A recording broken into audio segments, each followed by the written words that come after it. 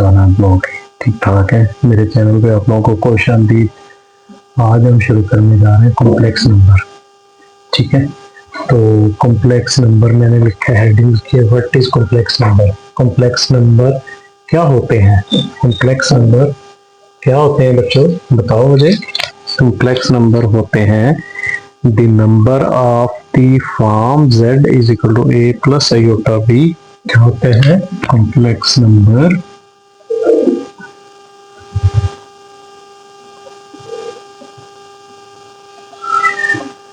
Number in the form of z is equal to a plus iota b।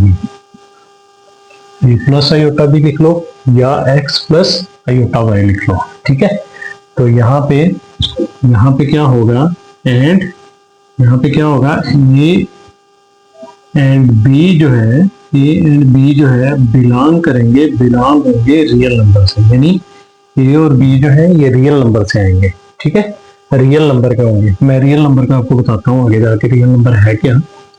ठीक है, और ये जो फिगर है ना, ये वाला जो फिगर है, इसको बोलते हैं आयोटा। इसको क्या बोलते हैं? आयोटा, IOTA, आयोटा कहते हैं इसको। आई भी कहते हैं आप, लेकिन आयोटा बोला जाता है इसको मैथमेटिक्स ज़बान में। ठीक है, तो आयोटा आता कहाँ से है, तो इसका मैं आपको बताता हूँ आगे। तो इसकी जनरल फॉर्म यही है, a प्लस आयोटा b। ठीक है बच्चों, a प्लस आयोटा b। तो अब हम क्या करते हैं, इसको बोलते हैं, इस पार्ट को बोलते हैं हम रियल पार्ट।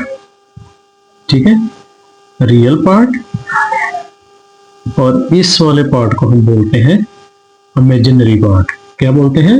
Imaginary part. ठीक है बच्चों, इमेजिनरी पार्ट।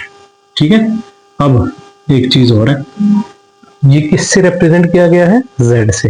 तो z से कभी हमने लिखना है कि रियल क्या है इसमें, रियल हमने क्या है, अगर हमें यही दिया गया हो, ये ना दिया गया हो, जिस तरह मतलब कि हमें z is equal to a, तो अब हम इसको REZ, यानी रियल, z रियल है। ठीक है, अगर जब ऐसे हो z is equal to iota b, तो तब हम क्या लिखेंगे, तब हम लिखेंगे इमेजिनरी z, IMZ।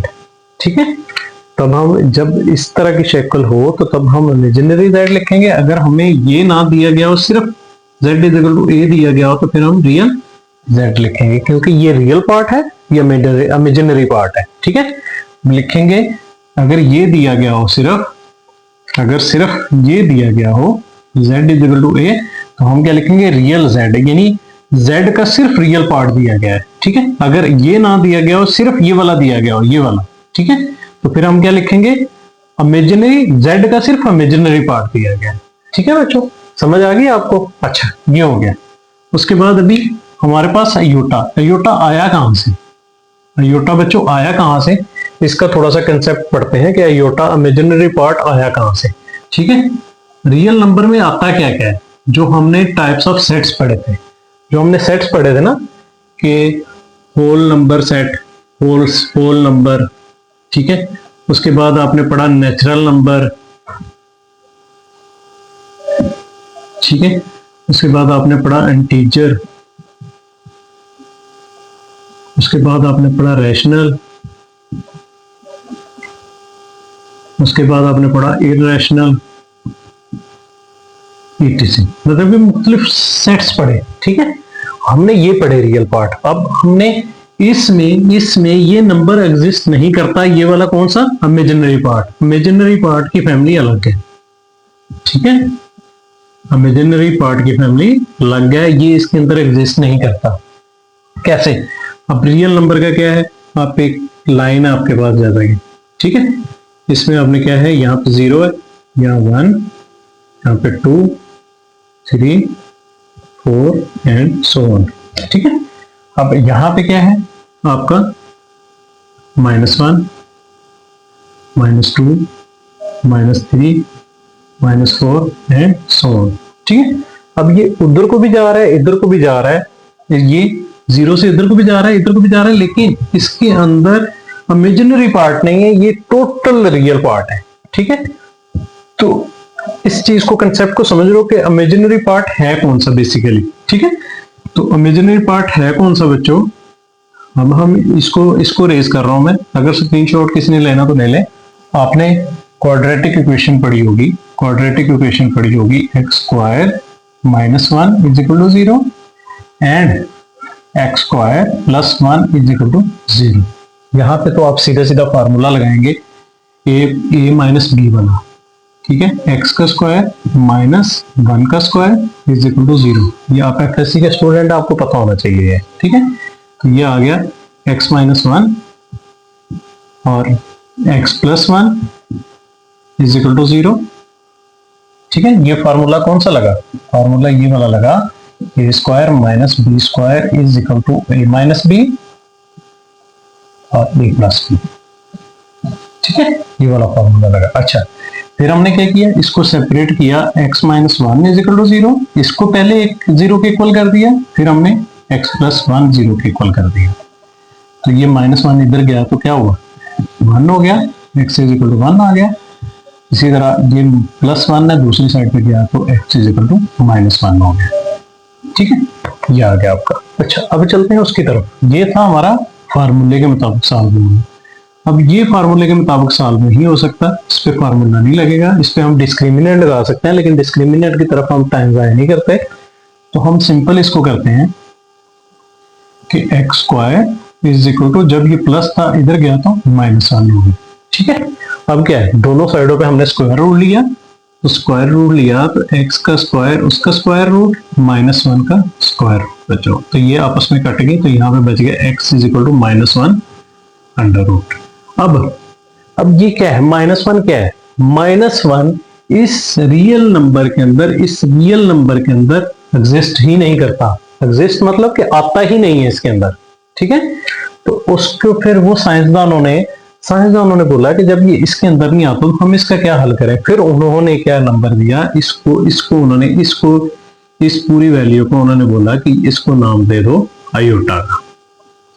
इसका आयोटा का, IOT।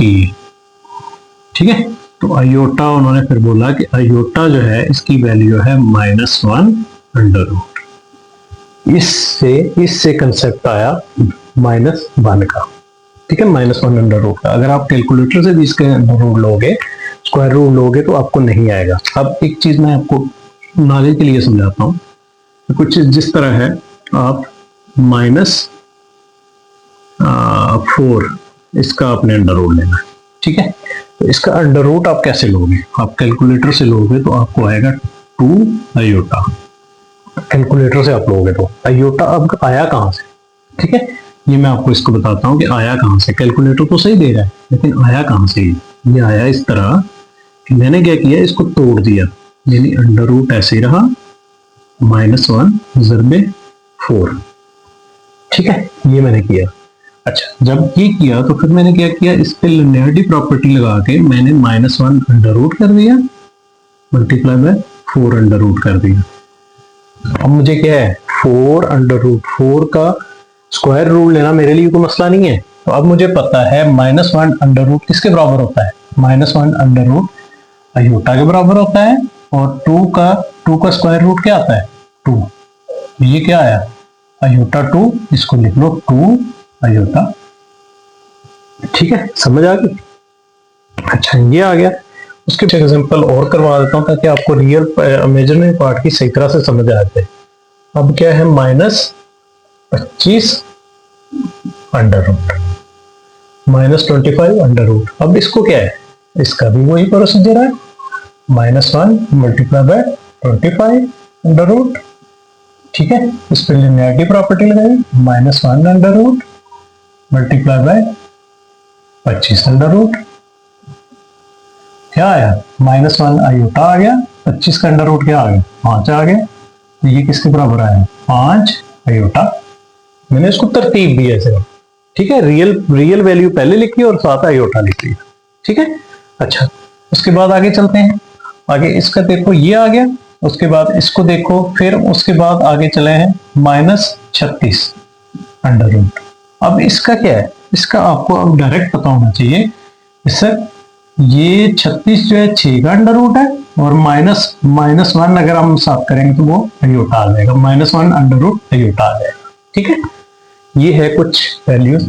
अयोटा की वैल्यू है आपकी -1 अंडर रूट, और अगर अयोटा स्क्वायर आ जाए तो वो आपको पता है अंडर रूट स्क्वायर के साथ खत्म हो जाता है, तो -1 आ जाएगा। ठीक है बच्चों, ये आपको पता होना चाहिए, ये आपको समझ आ जानी चाहिए। उसके बाद फिर कुछ लोग पूछते हैं, कुछ बच्चे पूछते हैं कि कॉम्प्लेक्स नंबर होता क्या है, इसका रियल लाइफ में इसका यूज क्या है, कि हम क्यों पढ़ते हैं इसको। रियल लाइफ में बच्चों यूज क्या है, इसको एक यूएसए में एक टिकोमा एक पुल था, वो 1940 में गिर गया था। वो क्यों गिरा था?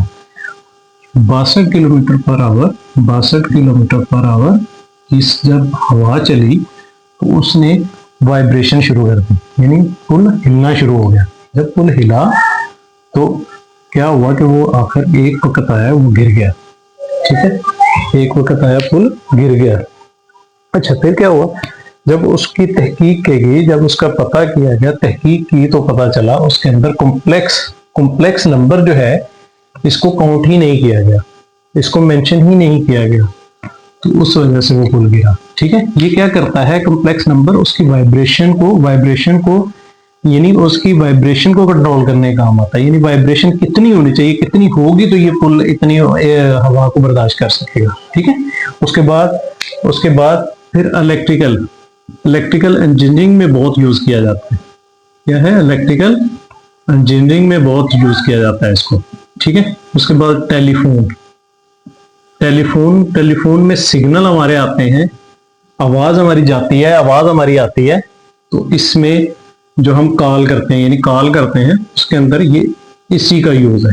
ठीक है, उसके बाद फिर क्या है, फिर जिस तरह हम रेडियो सुनते हैं, टेलीविजन, उसके अंदर पिक्चर जो हमें आती है वो इसी कॉम्प्लेक्स नंबर के थ्रू ही आती है, इसी की काउंटिंग होती है, तो इससे हमें ये चीजें नजर आ रही होती हैं। जिस तरह कोई हमें एमएमएस भेजता है, तो हम पिक्चर डाउनलोड करते हैं, तो वो भी इसी के थ्रू ही ट्रांसमिट होके, कॉम्प्लेक्स नंबर के थ्रू ही ट्रांसमिट होके हमारे सामने आती है। ठीक है बच्चों, उम्मीद है कि आप लोगों को कॉम्प्लेक्स नंबर की समझ आ गई होगी। कॉम्प्लेक्स नंबर बेसिकली है क्या, तो मुझे दुआ में याद रखिएगा। मुझे दीजिएगा इजाजत, नेक्स्ट वीडियो में दोबारा हाजिर होऊंगा। मेरे चैनल को लाइक करें, सब्सक्राइब करें और शेयर करें। मुझे दुआ में याद रखिएगा। अस्सलाम वालेकुम व रहमतुल्लाहि व बरकातहू।